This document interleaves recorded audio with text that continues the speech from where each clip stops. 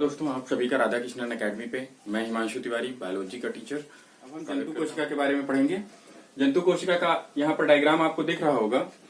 ये इस डायग्राम में ये पूछा जाता है कि इसका जो डायग्राम होता है जंतु कोशिका का वो कैसा होता है।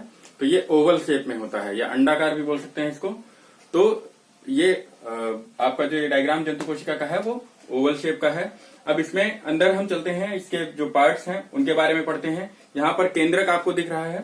इस केंद्रक की ये विशेषता है पादप कोशिका से और जंतु कोशिका में कि वहां पर जो केंद्रक था वो सेंटर में ना होकर के साइड में था। क्यों? क्योंकि वहां पर वैक्यूल जो थी, यहाँ पर आपने देखा होगा इस जगह पे जो वैक्यूल बनी हुई थी वो बड़ी सी बनी हुई थी। लेकिन यहाँ पर जब हम जंतु कोशिका की बात करते हैं तो जंतु कोशिका में वैक्यूल जो रिक्तिका है वो ये जो रिक्तिकाएं हैं ये छोटी सी होती हैं। तो ये छोटी होने की वजह से यहाँ पर केंद्रक का साइज बड़ा हो गया और सेंटर में हो गया। वहां पर रिक्तिका का साइज बड़ा होने की वजह से केंद्रक साइड में और छोटा हो गया था। ठीक है, तो ये एक डिफरेंस भी हो गया। और वैक्यूल को हमने बता ही दिया कि रिक्तिका बोलते हैं हिंदी में। उसके बाद में अगर हम बात करते हैं इस न्यूक्लियस की, इस न्यूक्लियस में केंद्रक की, तो न्यूक्लियस अगर जब हम बात करते हैं तो न्यूक्लियस में कौन कौन सी चीजें आएंगी तब हम उसको न्यूक्लियस कहेंगे, या हम इस पूरे पोर्शन को हम बोलते हैं कि न्यूक्लियस बोलेंगे। इस पूरे जो सर्किल ये जो आपको दिख रहा है इस पूरे को न्यूक्लियस बोलेंगे। लेकिन इस न्यूक्लियस के अंदर कौन कौन सी चीजें होती हैं, तो यहाँ पर होता है न्यूक्लियोलस, या इसको हिंदी में क्या बोलते हैं, केंद्रिका बोलते हैं। न्यूक्लियोलस क्या है ये आपको दिख रहा है, इसको हम बोलते हैं न्यूक्लियोलस। और इसी के ही अंदर क्या होता है, क्रोमैटिन होता है। क्या होता है? क्रोमैटिन थ्रेड होता है, या इसको हेट्रोक्रोमैटिन भी बोलते हैं। और इसके अंदर ये जो आपको रेड कलर का डॉटेड दिख रहा है इसको बोलते हैं न्यूक्लियोप्लाज्म बोलते हैं, या हिंदी में ही इसको क्या बोलते हैं, केंद्रक द्रव्य बोलते हैं। इसको क्या बोलते हैं हिंदी में, केंद्रक द्रव्य बोलते हैं। और इसके बाद में जब हम इसकी आउटर मोस्ट जो लेयरिंग है, इसको इसके बीच में जो आउटर मोस्ट लेयरिंग के बीच में जो छोटे छोटे से छिद्र दिख रहे हैं इसको बोलते हैं न्यूक्लियोपोर बोलते हैं। और न्यूक्लियोपोर को ही हिंदी में क्या बोलते हैं, केंद्रक छिद्र बोलते हैं। क्या बोलेंगे इसको, केंद्रक छिद्र बोलते हैं। अब हम आते हैं उसके आगे। यहाँ पर आपको ये जो दिख रहा है इसको बोलते हैं एंडोप्लाज्मिक रेटिकुलम। क्या बोलते हैं इसको, एंडोप्लाज्मिक रेटिकुलम। एंडोप्लाज्मिक रेटिकुलम आपको पादप कोशिका में भी देखने को वहां पर भी मिला होगा, एंडोप्लाज्मिक रेटिकुलम। एंडोप्लाज्मिक रेटिकुलम को ही हिंदी में क्या बोलते हैं, अंतःपरिद्रवी जालिका, जो कि वहां पर भी थी। ठीक है, और उसी के ही ऊपर आपको ये छोटे छोटे से राइबोसोम्स भी दिख रहे होंगे, राइबोसोम्स भी दिख रहे हैं। और जो कि हमने वहां पर भी बताया था कि राइबोसोम कितने टाइप के होते हैं, 2 टाइप के होते हैं, 70S और 80S टाइप के राइबोसोम्स प्रेजेंट होते हैं। तो यहाँ पर भी राइबोसोम्स आपको देखने को मिल रहे हैं। मेनली दो तरीके के होते हैं, और हम आगे आपको बताएंगे कि जंतु कोशिका में और पादप कोशिका में किस टाइप के राइबोसोम्स प्रेजेंट होते हैं, या दोनों टाइप के ही किसमें प्रेजेंट होते हैं। ठीक है, और उसके बारे में भी हम पढ़ेंगे कि किसने सबसे पहले राइबोसोम्स के बारे में खोजा था। ठीक है, तो आगे हम चलते हैं। तो यहाँ पर आपको ये वैक्यूल हो गई, यहाँ पर ये वैक्यूल हो गई।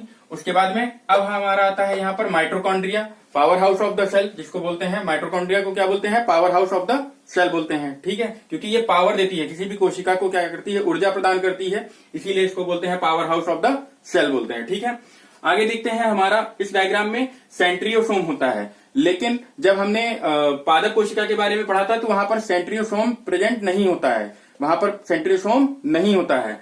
तारक केंद्र बोलते हैं इसको हिंदी में। और इसका काम यहाँ पर जान लेते हैं कि क्या होता है इसका काम, सेल डिवीजन का काम होता है, कोशिका विभाजन का काम होता है तारक केंद्र का। ठीक है, सेंट्रियोसोम का।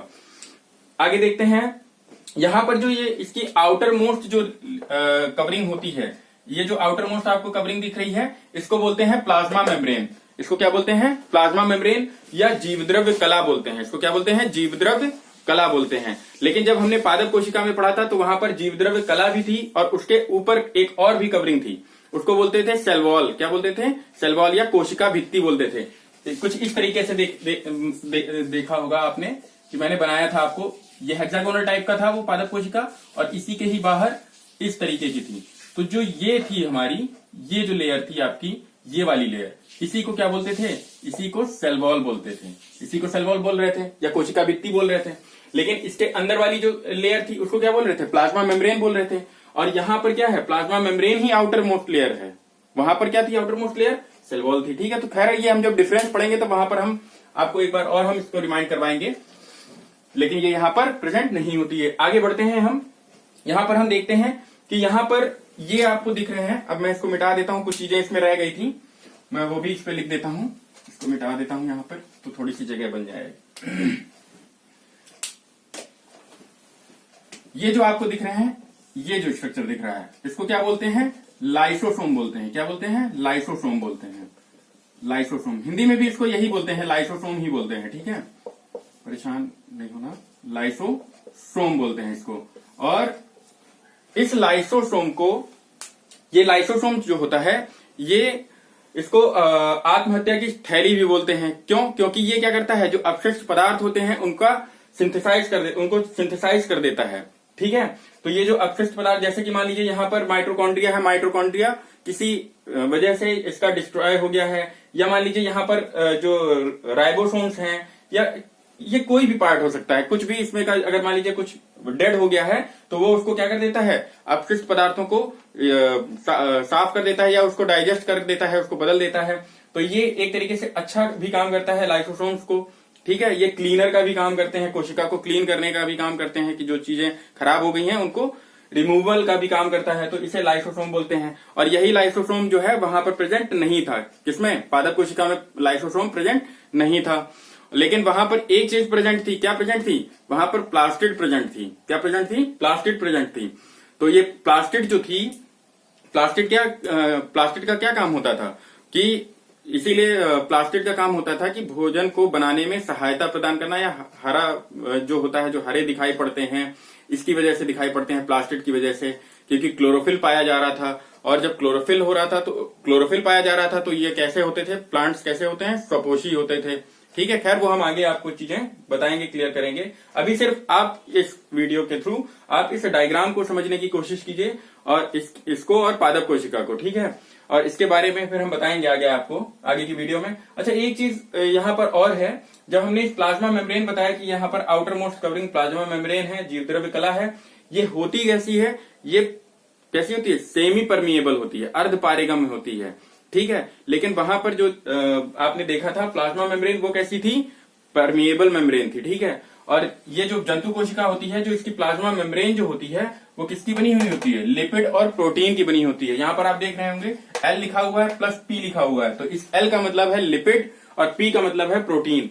तो ये जो आउटर मोस्ट जो इसकी लेयर है, तो इसको ये किसकी बनी हुई होती है? अगर ये भी क्वेश्चन पूछा जाता है कि ये बनी हुई किसकी होती है, तो जो एनिमल सेल है उसमें लिपिड और प्रोटीन की प्लाज्मा मेम्ब्रेन बनी हुई होती है, ठीक है। और ये इसका जो नेचर होता है वो कैसा होता है? सेमी परमिएबल, ठीक है, सेमी परमिएबल होती है।